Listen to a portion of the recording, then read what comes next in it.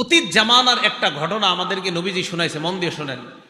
ক্বালা রাজুলুন, এক ব্যক্তি মনে মনে নিয়ত করছে, লা তাসাদ্দাকান্না বিসাদাকা, আমি আজকে রাত্রে সদকা করব, এই নিয়ত করছে একটা লোক। করার পর ফাখরাজা বিসাদাকাতিহি, রাতের বেলা সদকা নিয়ে বের হয়। সদকা নিয়ে বের হওয়ার পর ফাওয়াদাহা ফি ইয়াদিস সারিকিন, একজন চোরের হাতে সদকা দিস। সদকা নিয়ে বের হইছে, একজন চোরকে দিছে সদকা। তো এই লোকটা চোররে সদকা দেওয়ার পর বাসায় আসছে, আসার পর রাতের বেলা ঘুমায় গেছে। ঘুমায় যাওয়ার পর ফাসবাহু ইয়াতাহাদ্দাসুনা তুসাদ্দিকাল লাইলাতা আলা সারিক, জনগণ সকালবেলা বলা বলি করতে লাগলো, রাতের বেলা একজন চোরকে সদকা করা হয়েছে। ওই লোকটা যখন এই কথা শুনলো, শোনার পর ওই লোকটা বলল, আল্লাহুম্মা লাকাল হামদু আলা সারিক, আল্লাহরে বললেন, আল্লাহ তোমার প্রশংসা, আমি একজন চোরকে সদকা করলাম, আমার তো জানা নাই। আমি নিয়ত করলাম লা আতাসাদ্দাকান্না বিসাদাকা, আজকে রাত্রে আমি আবার সদকা করব। রাতের বেলা সদকা নিয়ে বের হয়। ফাওয়াদাহা ফি ইয়াদি জানিয়া, দ্বিতীয় রাতে একজন ব্যভিচারিণী নারীর হাতে সদকা দিস। প্রথম দিন চোর, দ্বিতীয় দিন একজন ব্যভিচারিণী নারী, যে টাকার বিনিময়ে নিজের পবিত্র সতীত্ব বিক্রি করে বেড়ায়, এমন একজন নারীকে দ্বিতীয় দিন সদকা করছে। রাতের বেলা লোকটা ঘুমায়, সকালবেলা জনগণ বলা বলি করতে লাগলো, তুসাদ্দিকাল লাইলাতা আলা জানিয়া, রাতের বেলা একজন ব্যভিচারিণী নারীর হাতে সদকা করা হয়েছে। ওই লোকটা এবার আল্লাহর দিকে তাকায় বললেন, আল্লাহুম্মা লাকাল হামদু আলা জানিয়া, মাবুদ তোমার প্রশংসা, আমার তো জানা নাই, আমি একজন ব্যভিচারিণী নারীকে সদকা করলাম। লা আতাসাদ্দাকান্না বিসাদাকা, আমি আবার নিয়ত করলাম আজকে রাতে আমি আবার সদকা করব। রাতের বেলা লোকটা সদকা নিয়ে বের হয়। রাতের বেলা সদকা নিয়ে বের হওয়ার পর ফাওয়াদাহা ফি ইয়াদি গনিহিন, 3 নাম্বার দিন একজন ধনী মানুষের হাতে সদকা দিস। এক ধনী মানুষ রাতের বেলা টাকার টেনশনে রাস্তায় হাঁটতেছে, এত টাকা পয়সা, রাতে টেনশনে ঘুম হয় না। এই ব্যক্তি কি করছে, রাতের বেলা রাস্তায় একজন লোকরে দেখছে, ওই বেটার হাতে সদকা দিয়ে দিস। ধনী মানুষও চিন্তা করতেছে ঘটনা কি, আমারে কি দিল, এ বুঝতেছে না, এ কিন্তু সদকা দিয়ে গেছে, মনে করছে ভিক্ষুক টিকুক রাত্রে হাঁটতেছে, দিয়ে দিস। রাতের বেলা ঘুমায় গেছে। সকালবেলা জনগণ বলা বলি করতে লাগলো, লোকটার কি সমস্যা। প্রথম দিন চোরের সদকা দিস, দ্বিতীয় দিন একজন ব্যভিচারিণী নারীকে সদকা দিস, তৃতীয় দিন এমন একজনকে সদকা দিয়েছে যাকে সদকা দেওয়া কোনো মতেই ঠিক না, একজন ধনী মানুষের হাতে সদকা দিস। এবার এই লোকটা আল্লাহর দিকে তাকায় বলে, আল্লাহুম্মা লাকাল হামদু আলা গানিয়িন, আল্লাহর কাছে বললেন, আল্লাহ আজকেও আমি জানতাম না আমি কাকে সদকা করলাম। প্রথম দিন একজন চোরকে দিলাম, দ্বিতীয় দিন একজন ব্যভিচারিণী নারীকে দিলাম, তৃতীয় দিন একজন ধনী মানুষকে দিলাম। আজকে আমার সদকা করার মতো অর্থ নাই, থাকলে আমি আবার আজকে সদকা নিয়ে বের হতাম। রাতের বেলা লোকটা ঘুমায় যায়। ফাউতিয়া ফাকিল আলাহ, স্বপ্নে তাকে বলা হয়, আম্মা সাদাকাতুকা আলা সারিক, প্রথম দিন যে তুমি চোরকে সদকা করলা, ফালা আল্লাহু আইয়াস্তাইফা আন সারিকাতিহি, তোমার টাকা পেয়ে এই লোকটা আর চুরি করবে না, হয়তো এমন নিয়ত করবে। দ্বিতীয় দিন ব্যভিচারিণী নারীকে তুমি সদকা করলা, ফালা আল্লাহা আনতাস্তাইফা আন জিনাহা, এই নারীটা টাকার লোভে মূলত তার সতীত্ব বিক্রি করত। তোমার সদকার টাকা পাওয়ার পর নারীটা হয়তো চিন্তা করবে, আমি তো টাকার জন্য আমার সতীত্ব বিক্রি করতাম, টাকা তো কিছু পেয়ে গিয়েছি, আমি কেন আবার আমার নিজের সতীত্ব বিক্রি করব। 3 নাম্বার দিন ধনীকে সদকা দিলা, ফলে আল্লাহু আইয়াতাবিরা, ধনী মানুষটা হয়তো উপদেশ গ্রহণ করবে, আহারে কতদিন যাকাত দিলাম না, সদকা করলাম না, আজকে একজন মানুষ গরিব ভাইবা আমাকেই সদকা দিয়ে গেছে, উপদেশ গ্রহণ করে এখন থেকে সে তার সদকা দিবে। স্বপ্নে জানায়া দেওয়া হয়, আমল আল্লাহর জন্য তুমি করেছিলা, কার কাছে দিয়েছ তোমার জানা নাই, আল্লাহ তোমার 3টা সদকা কবুল করে নিয়েছে। তাহলে আমাদের ইবাদত কার জন্য হতে হবে? আল্লাহর জন্য পরিশুদ্ধ হতে হবে, তাহলে আল্লাহ কবুল করে নেবেন। আচ্ছা, বুখারী শরীফের আরেকটা হাদিস শোনায় আপনাদেরকে, এটা মজার হাদিস। হাদিস নাম্বার 1422, মানে আগেরটা ছিল 1421, এটা 1422। এই হাদিসের ঘটনাটা বাপ ছেলে দাদা, ছেলে বাবা দাদা, ছেলে বাবা দাদা, বাকি হাদিসের পুরো ঘটনাটা হবে বাপের আর ছেলের কেন্দ্র করে, বাকি দাদার নামটাও আসবে। দেখেন কি কয়, ছেলের নাম মান, মিম আইন নুন, মান, মান কি নাম? মান। বাপের নাম ইয়াজিদ, বাপের নাম ইয়াজিদ, দাদার নাম আখনাস। এই মান ইবনে ইয়াজিদ বলেন, বায়াতু রাসূলুল্লাহি সাল্লাল্লাহু আলাইহি ওয়াসাল্লাম আবি ওয়া জাদ্দি, আমি আল্লাহ নবীর হাতে বায়াত হলাম, আমার বাবা বায়াত হলেন, আমার দাদাও বায়াত হলেন। বায়াত হওয়ার পর ফাখতাবা আলাইয়া, আল্লাহ নবী এক বেটারে বললেন, তোমার মেয়েটা এই ছেলেটার কাছে বিয়ে দাও। নবী নিজেই বিয়ের প্রস্তাব দিয়ে একটা মেয়েকে আমার সাথে ফানকাহানি বিয়ের ব্যবস্থা করে দেয়। তো বিয়ে হওয়ার পর আমার আব্বা ধনী মানুষ, আমি গরিব মানুষ, বাপে ধনী ছেলে গরিব, আলাদা হয়ে গেছে আর কি, ছেলে গরিব বাপে ধনী। তো বাপে কি করছে, ওনার আব্বার নাম কি ইয়াজিদ, কানা আবি ইয়াজিদ আখরাজা দানারি ইয়াতাসাদ্দাকু বিহা, বাবা স্বর্ণ মুদ্রা নিয়ে বের হইছে সদকা করার জন্য গরিব মানুষরে। ফাওয়াদাহা ইনদা রাজুলিন ফিল মসজিদ, মসজিদে গেছে, যাওয়ার পর এক ব্যক্তির হাতে দিয়ে বলল, তুমি এক কাজ করবা, এই সদকাগুলা যাদেরকে যাদেরকে দেওয়া যায় তাদেরকে দিয়ে দিবা। স্বর্ণ মুদ্রা দিয়ে গেছে। ছেলে বলেন, ফাজিতুহু, আমি ওই ব্যক্তির কাছে গেলাম। কার কাছে? আব্বা যার কাছে স্বর্ণ দিয়েছে, আমি গরিব মানুষ, আমি যাওয়ার পর বললাম, আমারে দেন। কার সৎকা? মূলত সৎকাটা কার? বাপের। বাপে দিয়েছে একজন, আমারে দেন, নফল সৎকা। তুমি ওনারে দিছে, ছেলেরে দিছে। দেওয়ার পর ফাতাইতুহু বিহা, আব্বার কাছে আসছি স্বর্ণ নিয়ে। আমার আব্বা স্বর্ণ দেখে কয়, কি ব্যাপার, এই স্বর্ণ তোমার কাছে কেন? আব্বা আপনারা দিতে বলছেন। আর তুমি কেন? ওয়াল্লাহি মা ইয়াকা আরাদতু, আমি তো তোমাকে দেওয়ার নিয়ত করি নাই।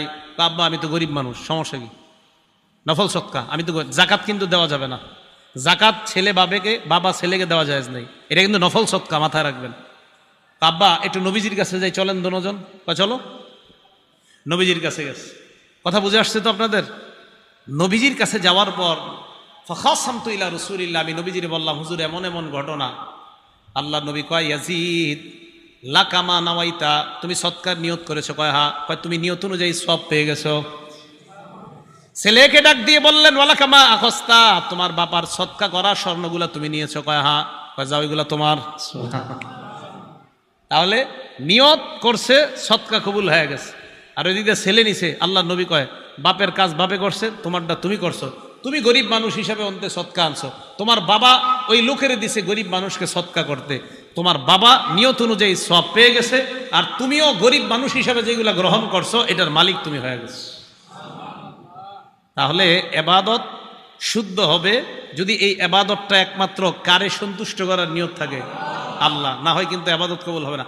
আচ্ছা, আরেকটা হাদিস শুনে আপনাদেরকে, মজার হাদিস, বুখারী শরীফের 2272 নম্বর হাদিস, 2272। এই হাদিস আপনারা অনেক সময় শুনছেন হয়তো, আজকে একটু শোনেন।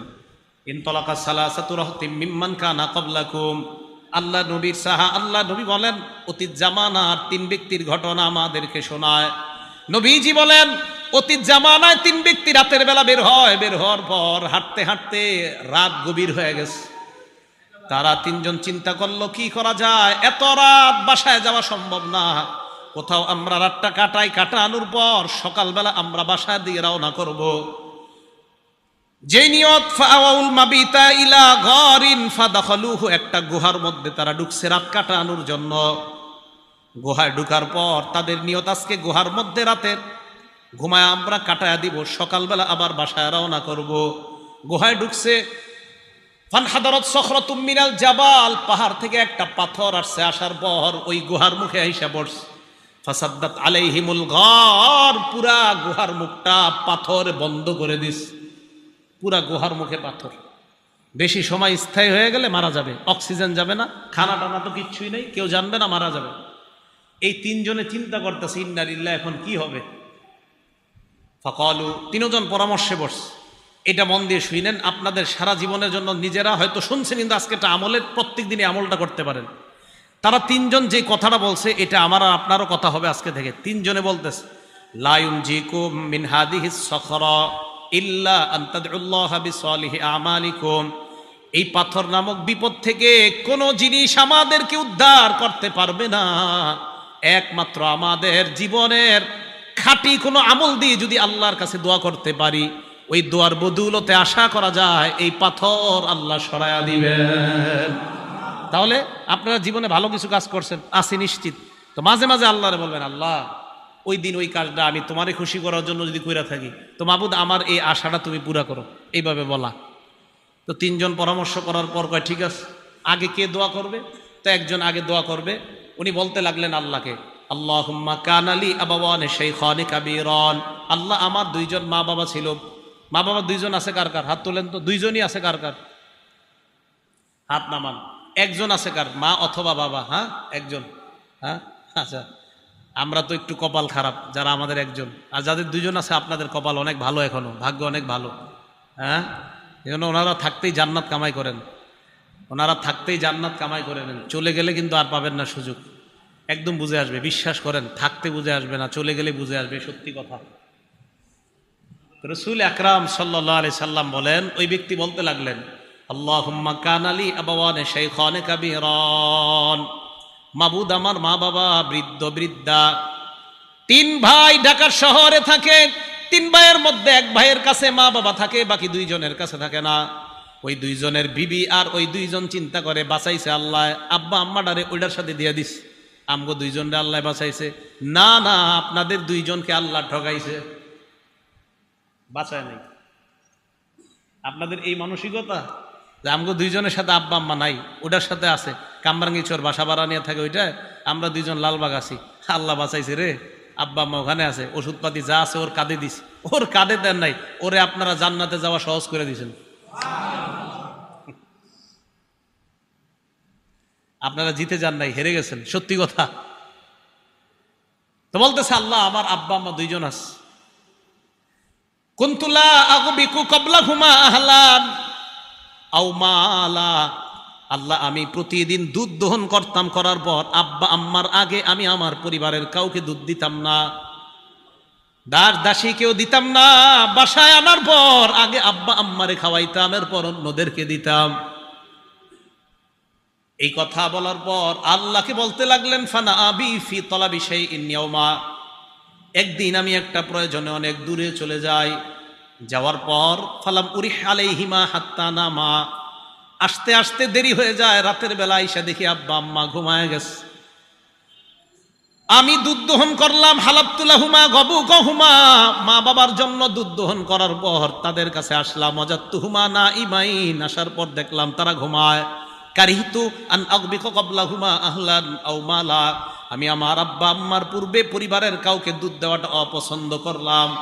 আমি চিন্তা করলাম কি করা যায়। ফালাবিস্তু ওয়াল কদাহু আলা ইয়াদাইয়া আনতাজিরু ইস্তিকাজিহিমা, আমি সারা রাত মা বাবার সামনে দাঁড়ায় রইলাম, জাগ্রত হওয়ার অপেক্ষায়। দুধের পেয়ালা আমার হাতের মধ্যে রাখলাম, দুই হাতের মধ্যে পেয়ালা নিয়ে আমি দাঁড়িয়ে রইলাম।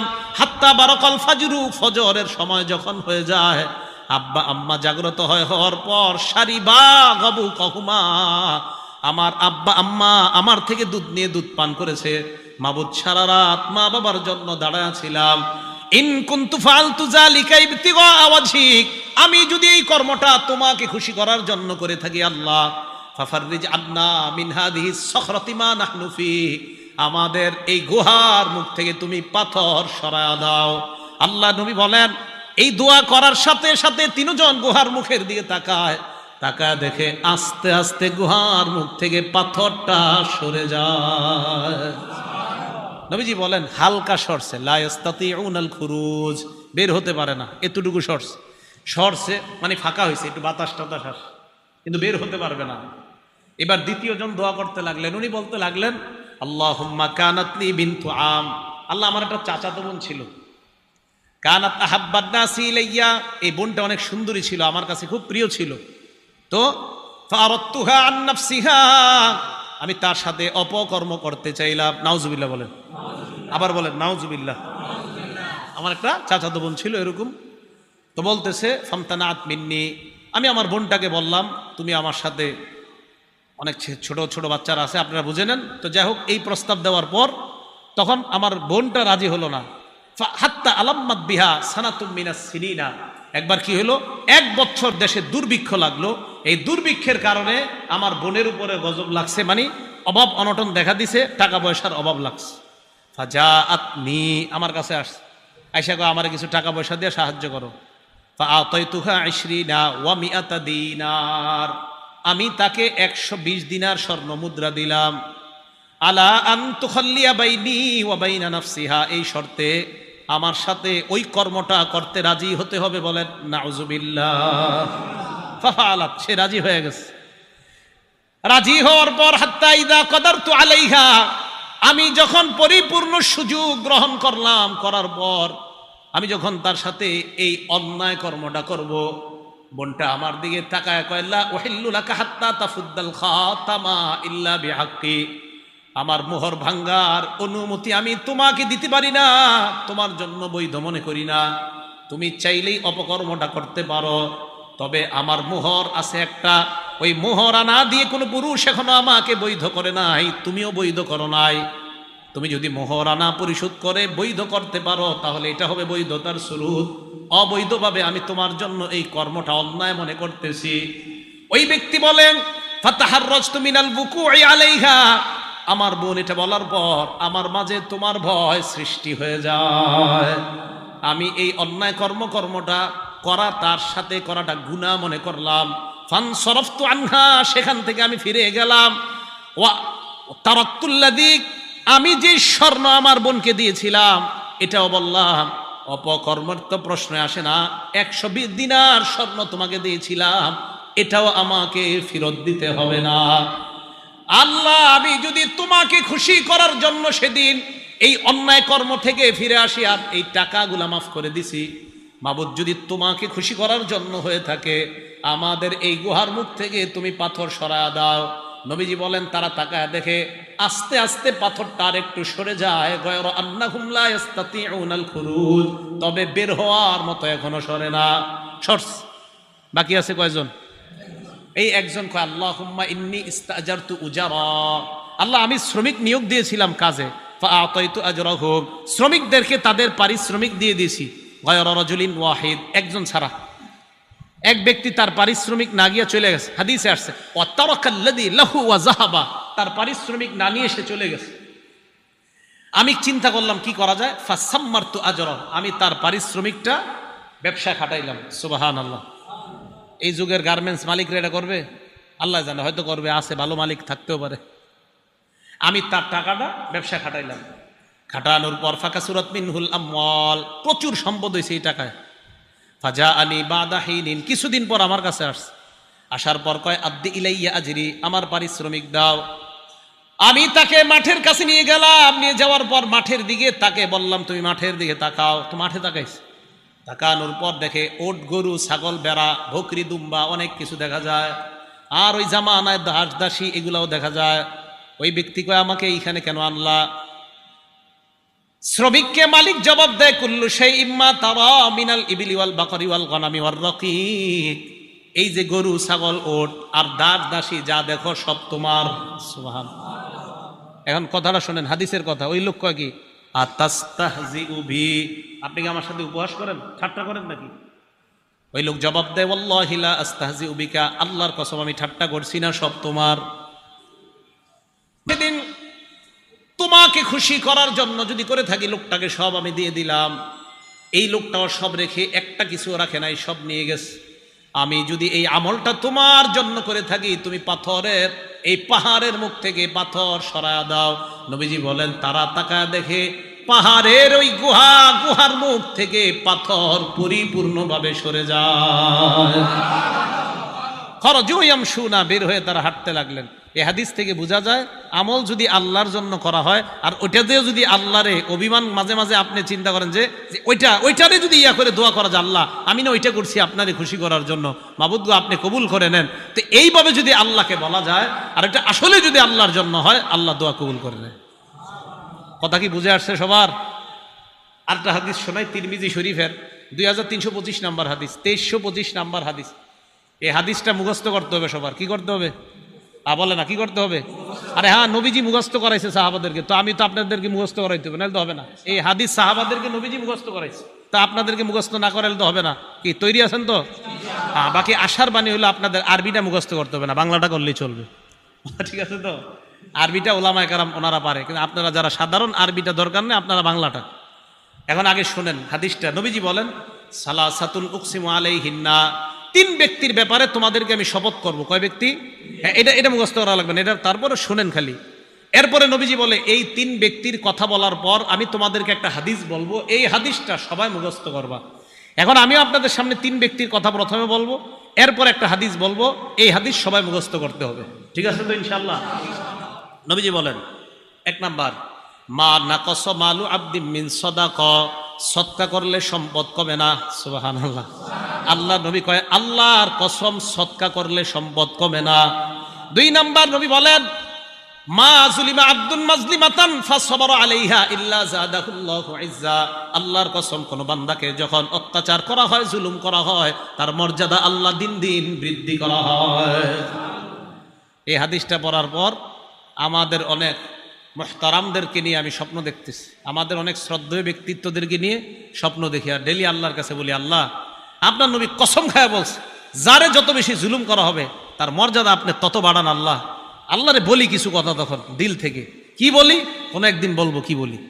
তো দুই নাম্বার, যাকে জুলুম করা হয় সে যদি ধৈর্য ধারণ করে তার মর্যাদা আল্লাহ বাড়ায় দেয়। অপেক্ষা থাকেন, একটু একটু ধৈর্য ধরেন সবাই ইনশাআল্লাহ।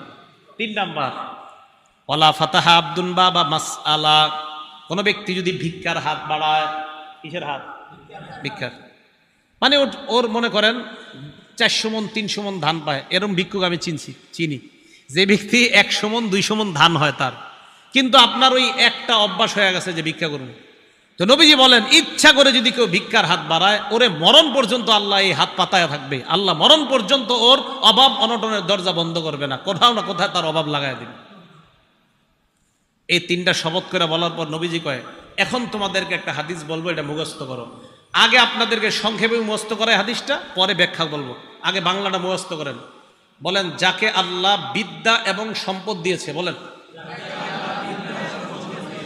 কত? এক নাম্বার, যাকে আল্লাহ বিদ্যা এবং সম্পদ দিয়েছে। দুই নাম্বার, যাকে আল্লাহ শুধু বিদ্যা দিয়েছে, সম্পদ দেয় নাই, বলেন। তিন, যাকে আল্লাহ সম্পদ দিয়েছে, বিদ্যা দেয় নাই। চার, যাকে আল্লাহ সম্পদও দেয় নাই, বিদ্যাও দেয় নাই। আচ্ছা আমি আবার বলি, আপনারা এবার মন দিয়ে শোনেন, পরে আবার জিজ্ঞাসা করলে আপনারা বলবেন। এক নাম্বার, যাকে আল্লাহ বিদ্যা সম্পদ উভয়টা দিয়েছেন। দুই নাম্বার, যাকে আল্লাহ বিদ্যা দিয়েছেন, সম্পদ দেননি। তিন নাম্বার, যাকে আল্লাহ সম্পদ দিয়েছেন, বিদ্যা দেননি। চার নাম্বার, যাকে আল্লাহ সম্পদও দেননি, বিদ্যাও দেননি। এবার আপনারা বলবেন, আমি আঙ্গুল তুলছি, বলেন। এক নাম্বার, দুই নাম্বার, দুই নম্বর আপনি কি কইলেন? হ্যাঁ, দুই নাম্বার যাকে আল্লাহ, তিন নাম্বার, চার নাম্বার। মুখস্থ থাকবে সবার? মুখস্থ থাকলে এবার বিস্তারিত বলি, থাকবে তো ইনশাল্লাহ? হ্যাঁ, দেখেন, ক্বালা রাসূলুল্লাহ সাল্লাল্লাহু আলাইহি ওয়াসাল্লাম ইন্নামাদ দুনিয়া লিআরবাতি নাফার, আল্লাহ নবী বলেন দুনিয়াতে মানুষ 4 প্রকার। জোরে বলেন, দুনিয়াতে মানুষ কয় প্রকার? এক নাম্বার, আব্দিন রাযাকাহুল্লাহু ইলমান ওয়া মালা, এক নাম্বার যাকে আল্লাহ সম্পদ দিয়েছেন, বিদ্যা দিয়েছেন। এক নাম্বার যাকে আল্লাহ সম্পদ দিয়েছেন, বিদ্যা দিয়েছেন, ফাহুয়া ইয়াত্তাকি ফীহি রাব্বা, ওই ব্যক্তি আল্লাহকে ভয় করে, কারণ তার কোরআন হাদিসের বিদ্যা আছে। কোরআন হাদিসের বিদ্যা থাকার কারণে আল্লাহকে ভয় করে। ওয়া ইয়াসিলু ফীহি রাহিমা, আল্লাহর জন্য ওই ব্যক্তি আত্মীয়তার সম্পর্ক রক্ষা করে। ওয়া ইয়ালামু আন্না লিল্লাহি ফীহি হাক্কা, টাকা আছে আর কোরআন হাদিসের বিদ্যা থাকার কারণে ওই ব্যক্তি বুঝে আমার এই সম্পদের মাঝে আল্লাহর হক আছে। তাহলে এক নাম্বার, যাকে আল্লাহ বিদ্যা দিয়েছেন, সম্পদ দিয়েছেন। কোন আলেমকে যদি আল্লাহ বিদ্যা দেয় এবং সম্পদ দেয়, ওই আলেম তার বিদ্যার মাধ্যমে তার সম্পদ কোথায় খরচ করতে হবে এটা তার জানা আছে। আল্লাহ নবী বলেন, ফাহুয়া বিআফজালিল মানাজিল, এই ব্যক্তি সবচাইতে শ্রেষ্ঠ মর্যাদাবান ব্যক্তি হয়ে যায়। সম্পদ আছে, টাকা আছে, কিন্তু সঠিকভাবে খরচ করে, এই ব্যক্তি শ্রেষ্ঠ ব্যক্তি। দুই, ওয়া আব্দিন রাযাকাহুল্লাহু ইলমান ওয়া লাম ইয়ারযুকহু মালা, দুই নাম্বার যাকে আল্লাহ বিদ্যা দিছে, সম্পদ দেয় নাই। এমন অনেক আলেম আছে, আলেমদের মধ্যে 90% মাশাআল্লাহ আলেম, খুব ভালো আলেম, এলেম আছে, কিন্তু টাকা নাই, আছে না? মসজিদের ইমাম সাহেবদের এইদিকে বেতন কেমন দেন তা তো জানি না আমি, চিন্তা করে এই জায়গায় বেতন যত কম দেওয়া যায়, হ্যাঁ, এই চিন্তা চেতনা। ওলামায়ে কেরামকে মর্যাদা দিছে আল্লাহ, আপনারা দেন না কেন? আমি মাঝে মাঝে চিন্তা করি, ওলামায়ে কেরামকে মর্যাদা দিছে কে? আরো জোরে কোন কে দিছে?